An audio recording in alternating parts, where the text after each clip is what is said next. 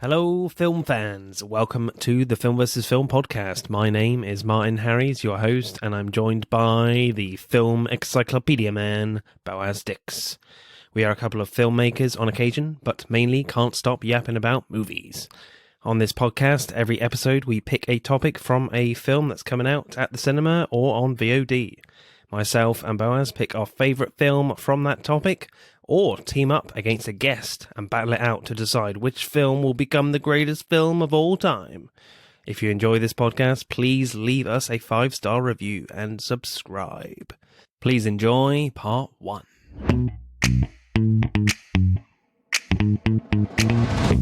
Right, this week, as Beast is out in cinemas at some point in August, I think the 26th, and of course the start of that film is Idris Elba, so we'll be talking Idris Elba films for this week.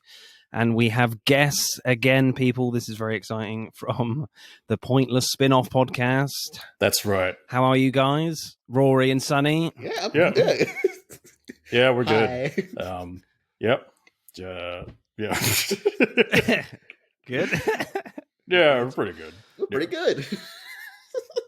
Sorry, Awesome. it's just... Why are you cracking up? I don't know. All it takes is just for one of us to crack up. And of course, I'm joined by Zombie Boaz. How are you? Yeah. Yeah, half dead or fully dead.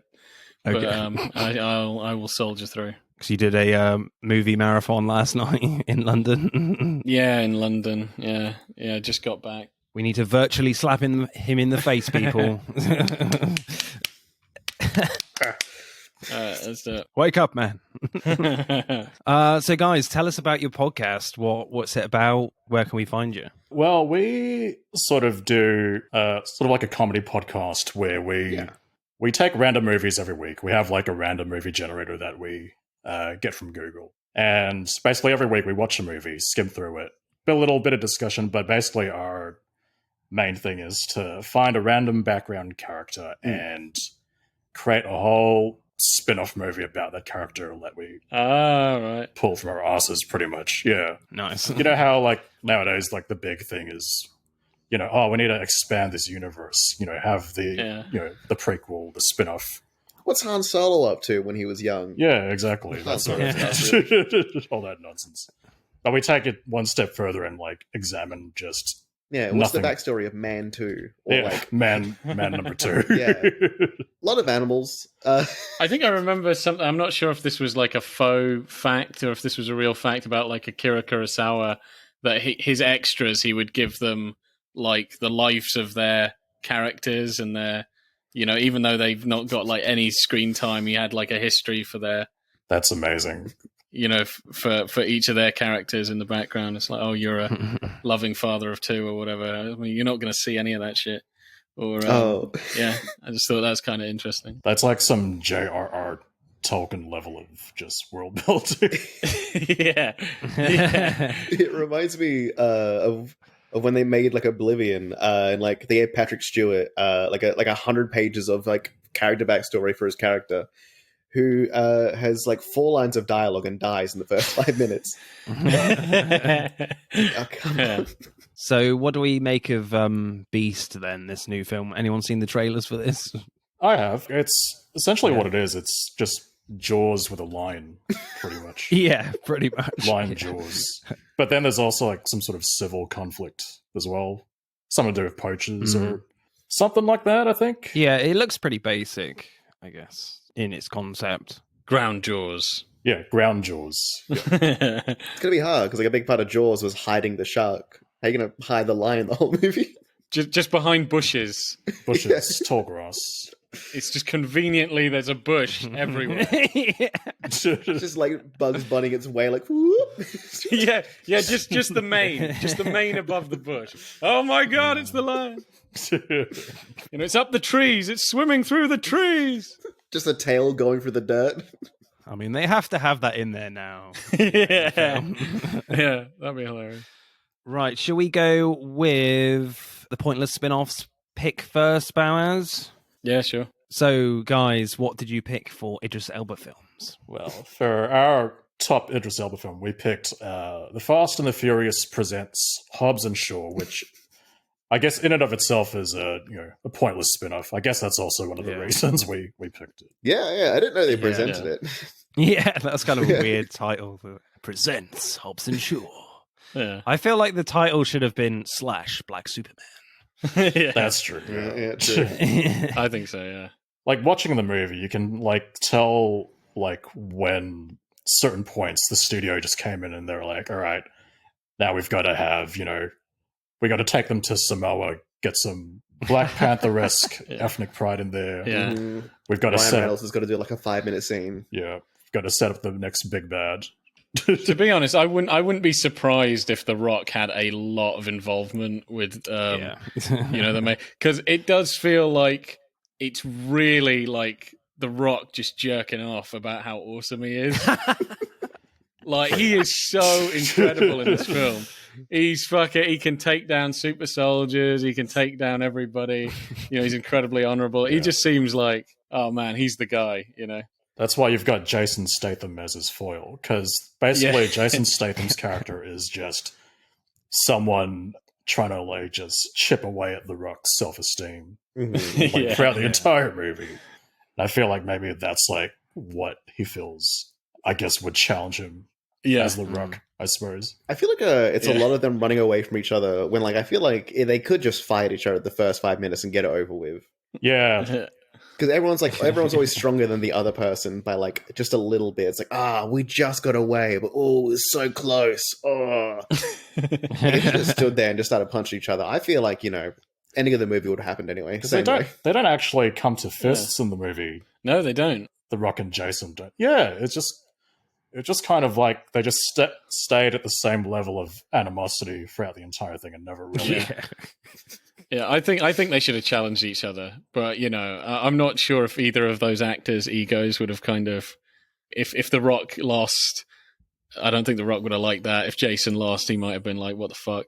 So yeah, that was a big part of Fast and Furious for a while. It was like they're like Vin Diesel and The Rock were like, no. Part of my contract is I can't be beaten by him. If I'm beaten by him, something happens, natural disaster or something. Yeah, exactly. Like he's cheated somehow or whatever. Mm-hmm. Yeah. Was there any other films in contention for you guys, or was it?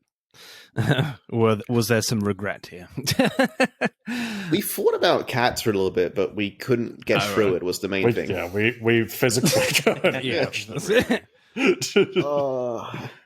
Rebel Wilson singing that song with the cockroaches. I'm not sure I can physically set eyes on that film, to be honest. I'm too scarred by the trailer, to be honest. The trailers are pretty goddamn awful. Stomach churning. Yeah. So what happens in Hobbs and Shaw? Basically, there's potentially, some kind of fucking, like a virus? It's a virus inside of a person's body. Yeah, that's it. And they want to get it. Yeah. Do you remember when that was just like the go-to for apocalypses all the time? It's a virus, and now, it's a fucking virus. We got it in real life. Can't do that nowadays. Yeah. You can't do that now. It's too real. It's too fucking real now. Yeah, so there's a virus, somehow it gets inside of Jason Statham's sister, and they've got to protect her from old mate Idris, who wants to cleanse the earth or some shit like that. Yeah. It's like at some point he just became like a full Final Fantasy villain. They just went from, all right, I've got to work with the FBI and get my cousin out of jail or something, and now it's like I got to protect the earth from this maniac. And that's basically the movie there. Yeah, I mean, yeah, essentially that's it in a nutshell. Sometimes they have the sister, sometimes the sister isn't there. A lot of getting her back and then using her in various ways. Yeah, they go to Samoa for a bit. That's it. Yeah. So directing then, I quite liked the parallel fight scene near the beginning between Shaw with like a load of goons in his sister's apartment, and Hobbs fights against Hattie, the sister of Shaw. I liked the different like lighting effects in the apartment to the bright pinks and blues during Shaw's fight. I loved the fact that he beat a load of people up with a toaster. Yeah. You know, in Hobbs' fight, Vanessa Kirby does some really cool moves while Hobbs just kind of takes it, you know. Then at the end, he's like, okay, that's enough, and just lifts her up with one hand. That was quite funny. But then the second fight between them can only be described as aggressive oral sex porn. Is there any other kind? Where Hattie tries to restrain Hobbs's head between her legs. You know, I'm like, okay, this is weird. Yeah. If not actual sex, you've got to like have it so the two supposed heterosexual leads Got to keep the trousers on. You know? Yeah, exactly. Female spies love to wrap legs around heads. It's what they learn first day of spy school. Yeah, exactly. I think it's just props to the fight choreography, because I think they really did a good job showing everyone's like different sort of fight styles, which you don't really get in any of the Fast and Furious movies, but they really made it so like the Rock's just like a big tank. You just come barreling in, and like Statham's character even complains about it in the film as well, like, oh, you're just a rhinoceros.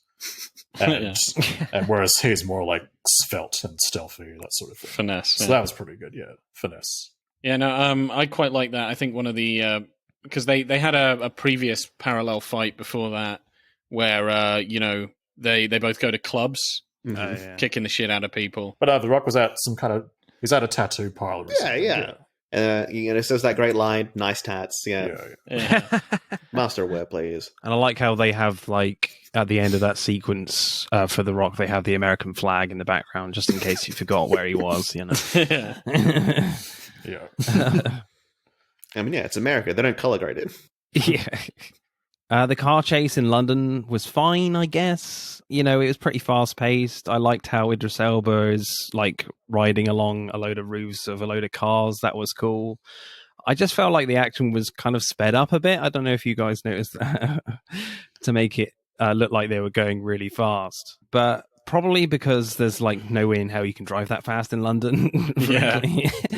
That's true. But I like how it ended, where Shaw spins the Lambo around quickly and Elba rides up the bonnet of the car and crashes through the double-decker bus. That's great. I found that was quite funny, actually. I had a hard time keeping track of who Shaw was, because like it was just a bunch of guys in masks on bikes. It's like, oh, that's him. Nope, he just crashed into a wall. Oh, that's him. Nope, not him either. Well, he can't have his helmet off because not true. Yeah, it's illegal. My favorite move was where what was it? Hobbs like picks that guy off of his bike and then just like fucking smacks him into a wall as they go through like an alleyway. He's just like bang like that. That was cool. I was like, that's a great way to kill someone. You know? Yeah, there was a whole sequence in it was like Chernobyl or like some abandoned power plant in Ukraine where. It's like each of the three heroes had their own little vehicles, and like the Rock, like that suited their personalities. It's like a Power Rangers sort of thing where the Rock had a tank.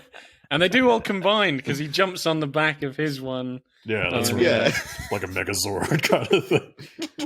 The physics in that scene was just a tad questionable, I would say. Oh, yeah. No, it makes sense. Yeah, if you touch the Rock's car, you'll explode. If you touch the Rock's muscles, you'll explode. Just spontaneously combust. He can even just look at you from a distance. Yeah. But I weirdly still quite enjoyed it, though, that scene, because I think the attitude to these types of films are like, if the action sequence has the remote possibility that it could happen, let's do it. You know? So it's just fun just watching these ridiculous action scenes that someone has dreamt up and has kind of just left their brain at the door, you know. Yeah. Another one that I thought was I thought it was done well and it was kind of hilarious was where, they argue about which door they should pick, and Staten has the door with the most people and The Rock has that big guy, and I thought it was going to be a long drawn out fight with The Rock and this guy, and he just like punches him once and like fucking knocks him out, and he's just dragging that guy's body slowly and like making fun of Shaw. And Shaw, you get his scene. It's interspliced between actual shots in the corridor where he's fighting, and just outside of the corridor where it's like The Rock's perspective.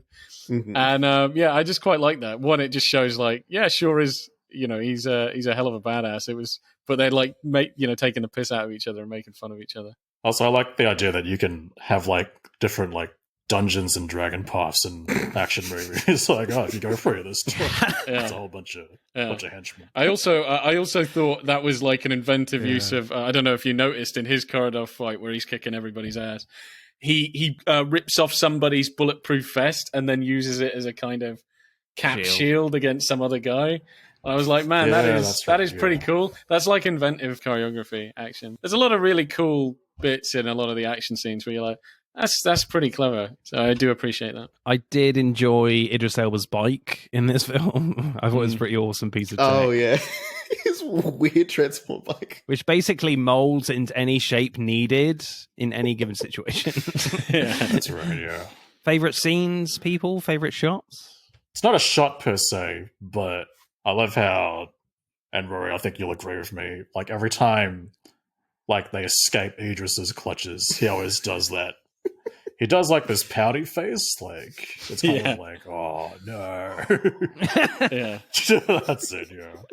Yeah, I quite like that. I did like that also when like he crashes into the bus, because that was done in like it looks like one shot, obviously, probably, because it's not real.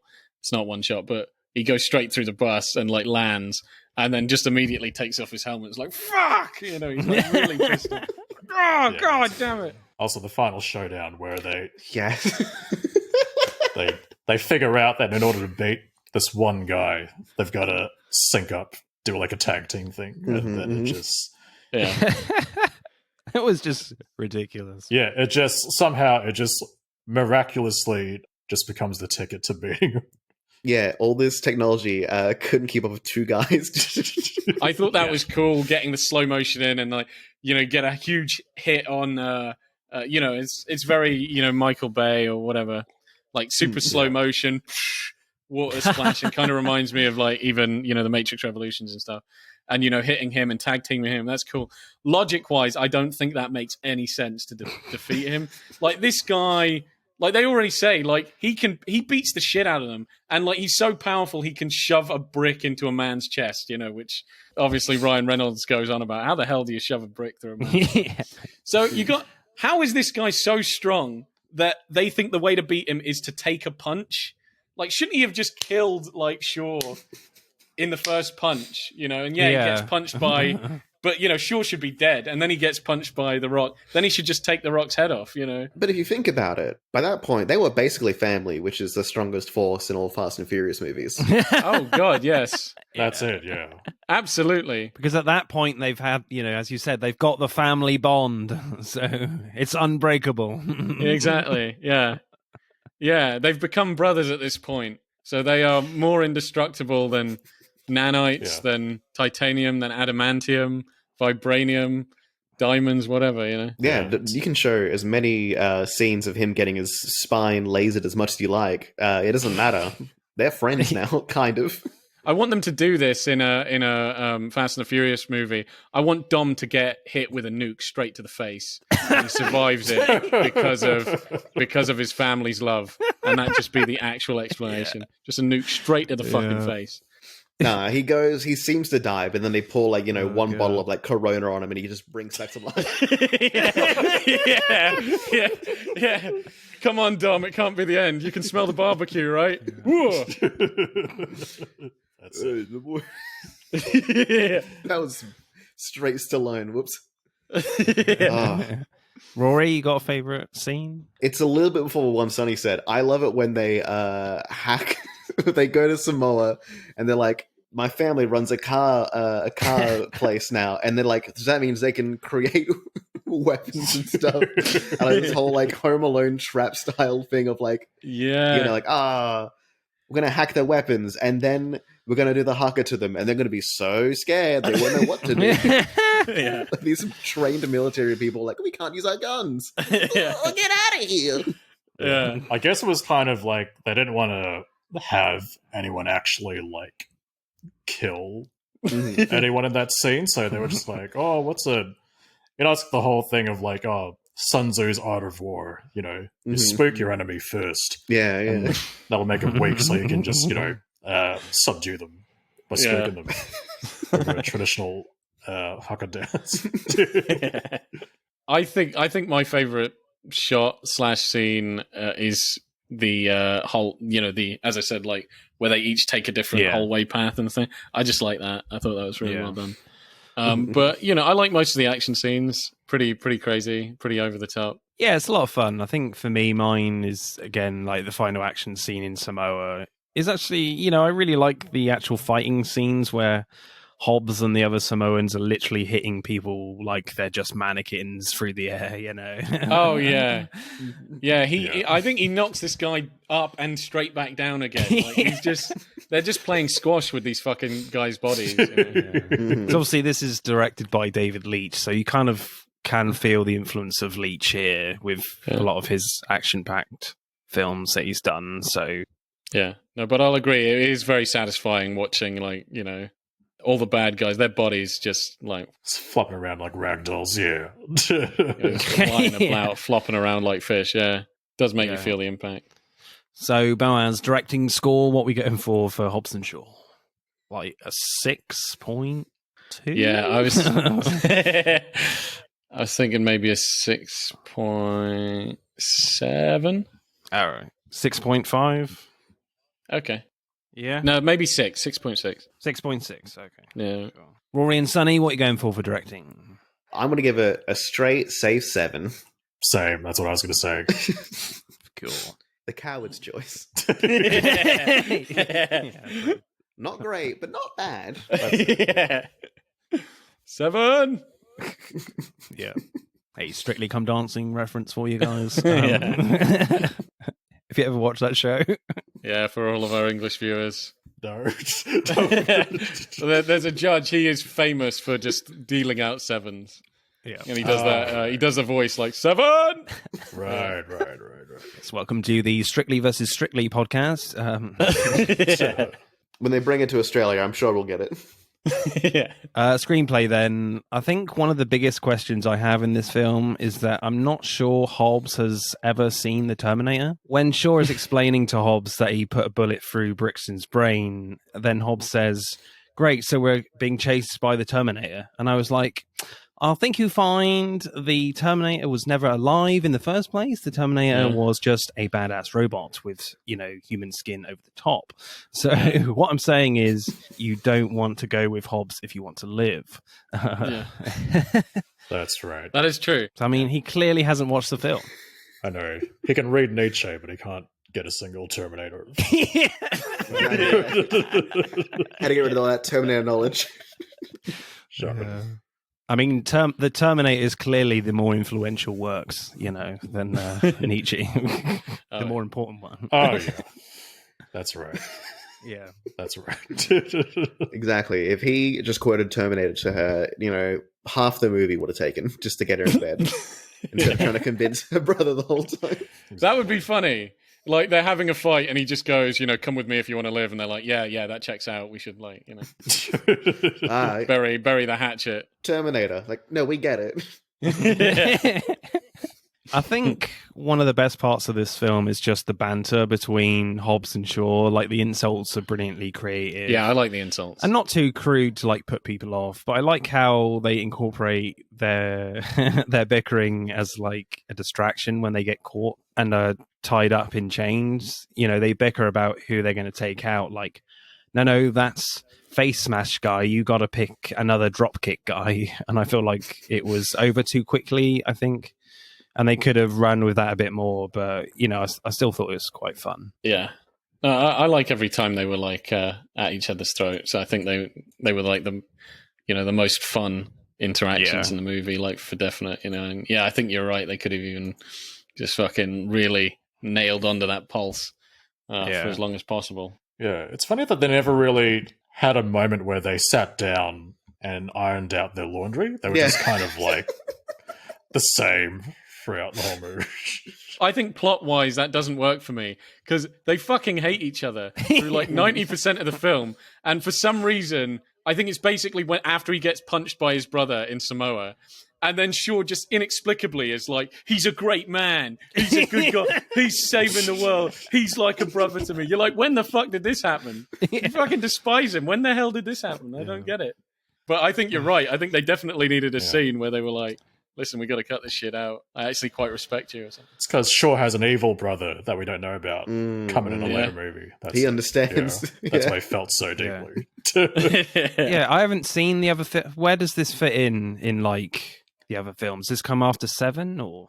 This comes after 8, but it's before 9. Like I barely know anything about the Fast and Furious. I mean, like I feel like I skipped like the whole middle of it, and all of a sudden they're like dragging a big bank vault through a whole city, destroying it, and like we're the good guys, don't worry. Yeah, it's getting more and more ridiculous. There's this one fan theory that I absolutely love, that the only films that are canon is the first one, and you know where at the end of the first one, Dominic has this huge crash at the end. And that every film is like his... He's saying every film's like his dream. Yes. Like he's actually in hospital in traction. That's crazy. And that he wakes up after all this and he's like, you never guess what, sure, The Rock. That makes more sense than the actual films, Exactly. My brother was John Cena, terrorists, space. This will be perfect because, Boaz, you were talking the other night about rebooting the franchise, like doing a Batman Begins and starting like from the ground up. That's how they could do it. They could just explain like, all that. I think that would be brilliant. Yeah. All that crazy shit, that was just a dream. Yeah. I think, the 10th one, just make it like aliens, time travel, and then the next one, reboot it and say it was all a dream. All of that was nuts. That's funny. You got to have a multiverse in there somewhere. I love the scene where Rick's from the coma. He's like, I started a thing called Race Wars. It's like, you started what? It was a racing thing in the desert. It's like, okay. Yeah, all of his black friends kicked the shit out of him. It was called Race Wars, and everyone understood it was about racing and nothing else. Like, all right. I think a lot of the supposed emotion preamble with Hobbs and his brother and Shaw with his sister doesn't really work at all for me, like especially right before the final fight. Like for me, I would have just cut a lot of that stuff out and just made it funnier, because it frankly just is a bit boring. And you're like, can we just get to the action stuff, please? Can we move on now? I personally kind of didn't mind it. I think, So maybe I'm just I'm kind of different on that point of view. I don't mind everything slowing down if you just want the characters to talk. That sort of melodrama works when you've sort of lived with another character for as long as, like, say, Vin Diesel's character, and all that gang. Yeah. I think I get what you mean. Yeah, so maybe it's not as earned for, like, these two characters are not really in it. Yeah, for these two, because they were just like in a few movies, and then now we're like meant to care about their familial hang-ups. Yeah, they bring in like The Rock as a daughter and an ex-wife, and like all that stuff's happening, and like the other guy and an annoying friend by played by Ryan Reynolds, just a very, very annoying Ryan Reynolds. Definitely 100% being like, spin-off maybe, who knows. And then Kevin Hart's in the movie at some point. Well, that's why they brought Kevin Hart in. Yeah. That was fucking weird. That blew my mind. I didn't know Kevin Hart was going to be in that, because I'm like, Jesus Christ, they are inseparable, aren't they? Yeah, they are. I don't even think he was in the script. I think The Rock was like, Kevin Hart is Kevin Hart doesn't go anywhere without me. I go nowhere without Kevin. Bring him in the movie. He was just on the same plane, it turns out. Crazy enough, filming a different movie. Yeah. Maybe a movie about like an action-packed air marshal or something, just completely, I think Kevin Hart's got some dirt on The Rock. He knows something. That'd be really funny. Doesn't even like him. It's like, I got pictures. Yeah, I'm going to be in every film you're in, dude. That's right. Otherwise, this secret's coming out. Saw him take off his bald cap one day. Yeah. Maybe he reveals that all of that muscle is like steroid abuse or something. He's like, I got the DNA results. I fucking know. This isn't natural. Yeah. Maybe. It's just like a little mech suit, basically. The Rock just comes out, normal size dude. That would be hilarious. He can't even lift a dumbbell. It's all padding. Or he's smaller than Kevin Hart under all of that shit. Just on stilts. You were saying, Boaz, before we recorded that, like, Dwayne Johnson does feel like he's got a lot of producing power here with the scenes in Samoa representing his heritage in the film to make the final battle in Samoa. That was pretty cool. I really liked that, actually. Yeah. Actually, it also starred like a lot of his actual family. Yeah. Oh, really? Yeah, I think that's Awesome. pretty cool. Yeah. And, it's kind of like, I think anything is good when you get a setting that isn't like, I don't know, like stereotypically in any of the places that they love to set the finale of action movies. So, it's either anywhere in America or London, and it's like the rest of the world just doesn't really exist. Okay, let's take them somewhere very far away that is linked to The Rock in some way. I think that's pretty cool. I think the thing I appreciate the most is the fact that Dwayne Johnson talks in Samoan and it's subtitled, and I thought that was a really brave thing to do and actually really cool. Definitely my favorite scene from the writing point of view. It was a nice touch. Does anybody want to talk about the spider monkey bit with the helicopter? Was he holding on to the helicopter? He was holding onto a chain, holding onto a car. That's right. Yeah. Yeah. That was crazy. Yeah, he's pulling it down. Yeah. Like he threw a chain onto the helicopter, and then they linked one of his brothers or whatever linked a chain to his car, and they linked a chain to his car, and linked. Yeah, that's crazy. They've always got to overdo it at some point. Yeah, like, got to bring the muscles in there somewhere. The bicep action. Absolutely. You brought up, and it was very funny, like how like. Oh yeah, that's right. You talk about the daughter? No, talking about how his sister's been injected with like the disease that will kill everybody in a certain amount of time, and they bring her to like a small island community. Yeah, it won't be so bad if we fuck up, Yeah, it would just kill most of the Rock's family. It's fine. Yeah. Also, the Rock's daughter in the movie is named Sam, and at some point we figured Sam, probably short for Samoa. That's probably. Right. I don't know. I just thought it was like a funny little thing. Yeah. It's probably not intentional. But, yeah. Funny lines, people. What we got? It's been stuck on me since I watched it. Just like that whole scene at the beginning of them, like the split action scene, and like Jason Statham be like, "I've got a bit of a champagne problem," then beating people off with the champagne bottle. Yeah, and then it doesn't break the whole time. There's like, "Oh, I thought it'll break," and he drops it, and then it does break, and it's like, "Okay, that's a bit funny." Oh, because doesn't The Rock say some like fucking liquor-based pun as well? He's like, "I've come with an ice cold can of whoop ass" or some shit. Oh yeah. Yeah, I'm what you call a nice cold can of whoop ass. Yeah. Might as well come in just be like, "I'm The Rock from the WWE, remember me?" Yeah. Can you smell what I am cooking? We got bigger problems than your fragile ego or the fact that a moment ago I definitely shit my pants. Most definitely shit my pants, Ryan Gosling. Yeah, so what was it? Ryan, did you say Ryan Gosling?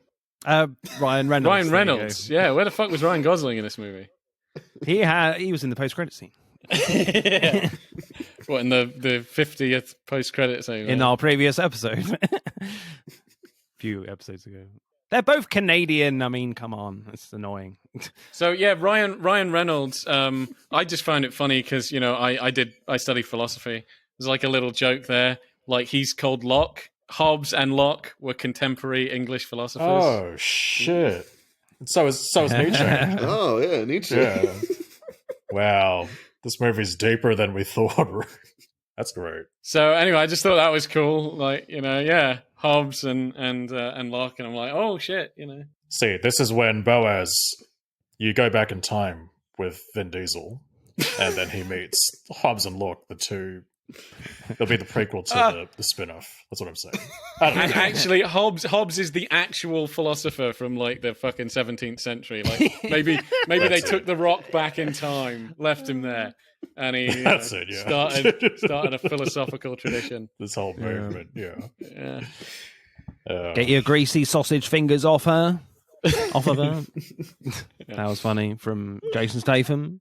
No, but you remember the bit where they're arguing at each other and like, he's an asshole, because they're forced to work with each other. It's the first time they've heard of it. And he goes, as they say in your native tongue, Shaw's like, you're a son of a bitch or something. And he's like, or as they say in your tongue, you're a wanker. Yeah. Yeah. So that was quite funny. That was funny. God, a lot of their banter the whole movie just felt like, nah, mate, you take the first swing, mate. You take the first swing, mate. You take the first swing. Yeah, that was funny, yeah. It's just that for the whole movie, basically. I think one of my favorite lines is like where he's talking about his sister, and like he wants him to stay away from his sister, and Hobbs is like, "Listen, she's a grown woman, and if she chooses to look the way of this big, brown, well-endowed, tattooed mountain of a man, then guess what? I'm going to let her climb this mountain over and over and over again." The classiest way to saying I'm going to fucking rail your sister, like really hard. You know? Yeah. You got a favorite, guys? Favorite line, Sonny? I'll tell you what, I can't remember a single line from this movie. I don't know, the Black Superman line, I guess, that always gets a rise out of me. Yeah, Black Superman line, I think, is one of the best lines. Yeah. Or here comes the kryptonite. Yeah, here comes the kryptonite. That was a good one. Oh yeah, That's right, yeah. I like firing like the end of the movie with the mum, and she's like, "No, we don't use guns. Guns kill people. They've killed too many of my boys." And she like, pulls open like a ceremonial fucking like weapons, and it's like Maori weapons. Yeah, it's like I guess we'll kill people with this, and they do. They just kill a bunch of people with that. It's like, all right, Yeah. That is absolutely true. She's got an inconsistent philosophy. Yeah, guns kill people, but not these giant spears that fucking cut a person in two with. it's just not personal enough for the mum. I think she's a real psychopath. She wants to look in their eyes. She has boys peel their skin off. That's it. She wants to feel the blade pierce the skin. Yeah, guns are too impersonal. Yeah, you haven't suffered enough with a gun. That's why The Rock had to get away. Yeah. You got a favourite, Boaz? So I would either say the one where he's like, talking about how he's shagging his sister, or the Black Superman one. Probably the Black Superman one. I think for me is the one on the plane again from Kevin Hart, where he says, "I sit in a can of farts all day. That's what I'm dealing with. It's an occasional terrorist and a lot of recycled ass." So you talking about being an air marshal or being a podcaster, Rory? Oh. He's farted twice since I've been here. I went to a different room. Okay, I went to a different room. Right. Those aren't recycled. They're fresh. This is why we don't do it in the same room anymore. Yep. Pretty much, yeah. Yeah. Oh, man. It becomes unbearable. Is that because of me or you, Boaz? I don't know. I don't know. It's a little bit of column A, column B. I get off on my own farts, but Oh, right. I know it's not. It's an acquired taste. I mean, you're a film critic. You gotta. Yeah. Just reminds me of South Park. With where they got so smug that they're farting into glass jars and like. So good. Screenplay score, Boaz. What should we go for? 6.8 or 7? Yeah, 6.7. Rory and Sonny, what are you going for screenplay? If you can get past the goofiness, it's like it does its job. Yeah, it's just a silly, fun action movie. They don't really have too much of that melodrama, even though sometimes it gets in the way a bit. I'm probably going to go with a 6.5 as well. Yeah, I think I guess 6.5. Yeah, something like that would be nice and easy because I mean, it's not Shakespeare or nothing. Yeah. It does what it says in the tin. It's Hobbs and Shaw. It's not even Nietzsche, but it's not Nietzsche. 6.5. God, that fucking Nietzsche stuff fucking brings it down for me. Acting then. Anyone got any acting moments they like? I feel like nobody is playing a character in the movie. Everyone's playing actor. Just themselves. Yeah. Yes. An exaggerated version of themselves. Yeah. I mean, do we like Helen Mirren's cameo in this? Was that good or? She was nice. It's a little, it's a little rapping grandma for me where it's like, oh, it's my mum, but she's the greatest bank robber in the world. And it's like, all right. Okay, dude. Yeah. I do feel like Jason Statham is kind of over-emphasizing the accent a little bit more. Yeah, well, I don't know if, so. is that just his normal accent? I'm not sure, but... No, I think it sounds overemphasized. Do you reckon? Yeah. I think he did it in his regular accent. They're like, it's not Cockney enough. Like, dial that up to 11. That's it, yeah. Yeah. Hey, he's a fucking asshole. Yeah, a few more arseholes in there, mate. I would like that every film he gets more and more Cockney, till it's just incomprehensible by the last film. Yeah. Yo, what? Yeah, just walking around, just going, it's Tuesday, isn't it? It's Tuesday, isn't it? It's like, yeah, you're right, Sean, you're right. Are you having a stroke, Shaw? Tuesday. Yeah, the Hobbs and Shaw sequel literally has to have subtitles because you can't understand what he's saying. Mm-hmm. He's too British. Like the Rock's muscles around his neck are too bulged. You can't hear him anymore. Just yeah. Just larynx liquefied by the copious amounts of tea and smog. Yeah. I mean, I haven't seen many Dwayne Johnson films, but I think he's pretty good in this, you know? Yeah, I like him in this, actually. You know, all his action stuff is pretty cool, I would say. So, I think he's a good action actor, but I don't think the man has ever had chemistry with another, like, with a female lead in his life. No. Yeah, The Rock, yeah. Yeah, no, I kind of agree with that because I don't buy that she would go out with him. No. I felt that was kind of just out of the blue, where, you know, his daughter is like, but, you know, what was it? She's pretty. Maybe you'll go out with her or something like that. I'm like, where the fuck is this coming from? And they talk and then they even have a kiss. I'm like, where is this coming from? Like, they got no chemistry. I felt like they were getting together at the cost of like the friendship with Shaw, where it's like, okay, well, that's how they're going to hate each other more. He's trying to fuck his sister. That's why they hate each other. Yeah. I think it was to add artificial tension. It's like, yeah, he wants to fuck his sister. Of course, so this is why Shaw hates him. I think you're right, but I don't think there was any like real chemistry between him and the female lead. I just don't think so. I really did not feel that. No, I still quite liked Vanessa Kirby though. She was pretty cool. You know, her fighting stuff was really convincing. Again, like, I'm not sure about the accent. But, you know, I like when she's, I thought it was kind of convincing where she's, like, willing to die and stuff. I thought that was fairly convincing. She's definitely the best in terms of, like, the emotional stuff. It's just the guys aren't amazing at that. Yeah, you know, when it goes to the emotional stuff where she's like, listen, you know, I'm willing to sacrifice myself. You know, I can feel that. I can believe that. It's just kind of like a weird dissonance where, like, you know, she's got this thing inside that could potentially kill her. But then she's got her brother and The Rock, like, comparing penises. Yeah. But yeah, I guess, like, I loved all the extras and the family in Samoa. I thought, you know, anytime we have a scene with a different culture, I think. Yeah, it's always fun. Even if they're just sort of, like, being natural, just being themselves. Like, you know, it adds to the authenticity, I guess. Yeah, if you can look past all the helicopter shit.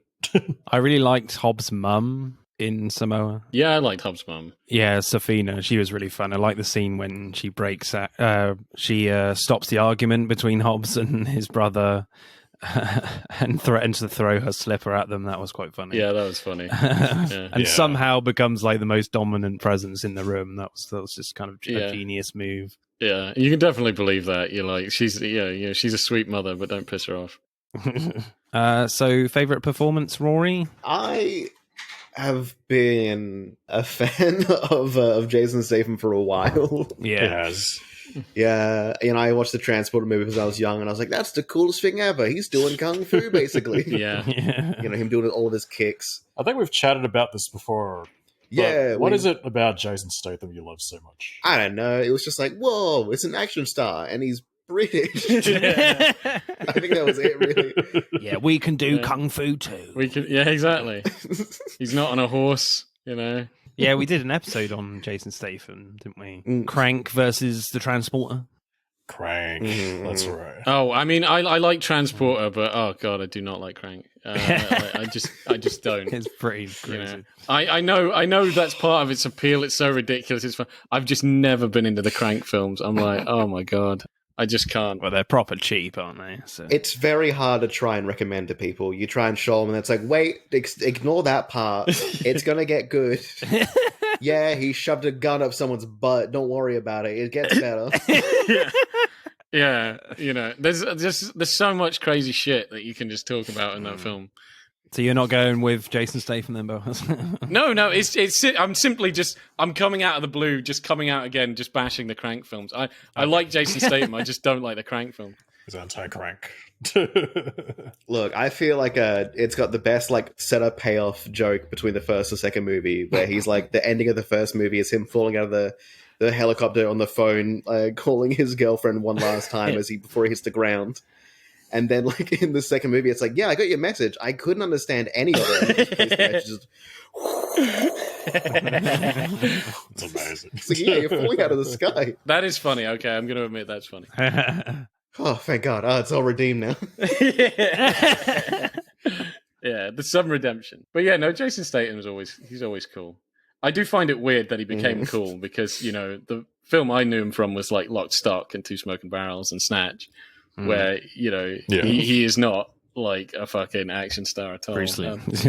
Like an action hero. I don't know how he turned that around. It's like a London gangster. Yeah, he's just a regular London gangster. And now he's like, you know, he is the British, like, fucking Jet Li or something. So. His career trajectory has just been, like, just astounding. Mm-hmm. But anytime you put him in something like a comedy film, like, I don't know if you've seen that movie Spy with Melissa McCarthy. Like, he's there, but he's just pretty much himself, like, all serious. But it's the fact that it's Jason Statham in this, like, silly spy comedy just makes it, like... Yeah, he's a straight man. That's all he is. Really.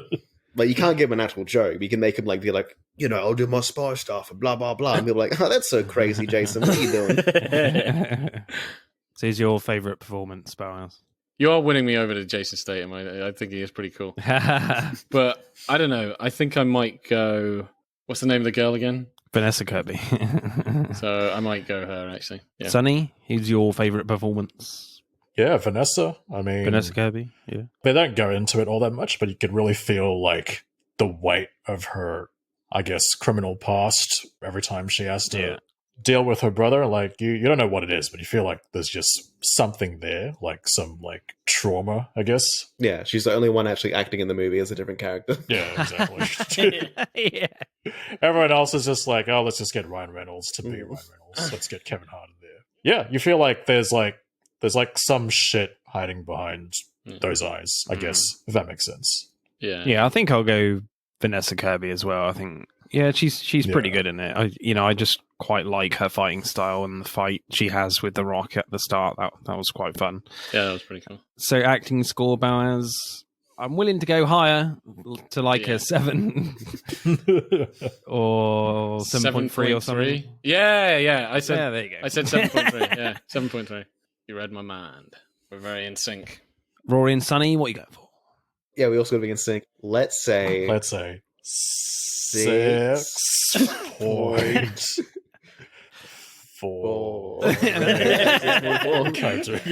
Look at us, just like, oh, look at this. Yeah, it's just on the same page, sharing the same brain, man. That's it, yeah. Right, let's add up the scores then for Hobson Shaw. Hobson Shaw gets 40.5. Hey, nice. Not bad. Oh, wow. Out of 60. Hey, you know what? Good enough. It's a passing grade.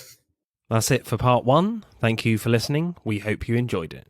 Check out part 2 to see who wins. But don't stop there. Get involved and tell us what your favourite films are relating to the episodes. Send us a DM or comment on Instagram and TikTok at Film vs. Film Podcast, for Twitter at FVF_podcast. If you do, we'll give you a shout out on the next episode. If you're feeling really generous, you can buy us a one-off coffee at our Buy Me a Coffee account. Remember, please leave us a 5-star review and subscribe. Pod signing off.